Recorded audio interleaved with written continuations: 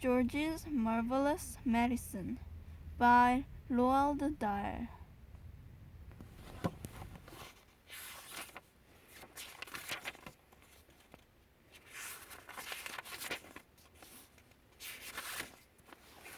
Grandma, I'm going shopping in the village, George's mom said to George on Saturday morning. So be a good boy and don't get into mischief. This was a silly thing to say a small boy at any time. It immediately made him wonder what sort of mischief he might get into. And don't forget to give Grandma her medicine at 11 o'clock, the mother said. Then out she went, closing the back door behind her. Grandma, who was dozing in her chair by the window, opened one wicked little eye and said, "Now you heard what your mother said, George.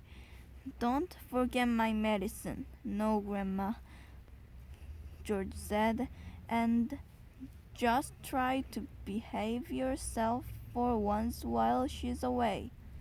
"Yes, Grandma," George said. George was bored to tears. He didn't have a brother or a sister. His father was a farmer, and the farm they lived in on was miles away from anywhere. So there were never any children to play with. He was tired of staring at pigs and hens and cows and sheep. She was especially tired of having to live in the same house as that grisly old Grouchen of a grandma. Looking after her all by himself was hardly the most exciting any to spend a Saturday morning.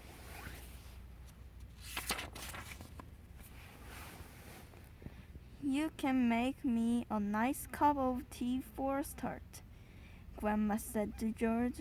"They'll keep you out of mischief for a few minutes."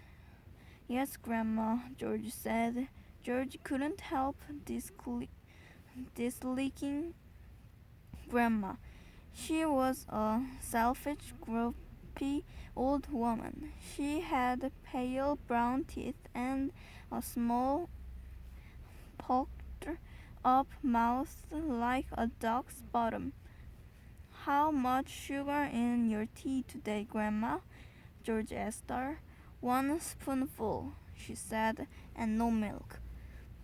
Most grandmothers are lovely, kind, helpful old ladies, but not this one. She spent all day and every day sitting in her chair by the window, and she was always complaining grousely, grouching, grumbling, griping about something or other. Never once, even on her best days, had she smiled at George and said, "Well, how are you this morning, George?" or "Why don't you and I have a game of snakes and ladders?" or "How was school today?" She didn't seem to care about other people, only about herself. She was an old grouch. George went into the kitchen and made Grandma a cup of tea with a tea bag. He put 1 spoon of sugar in the cup into the living room.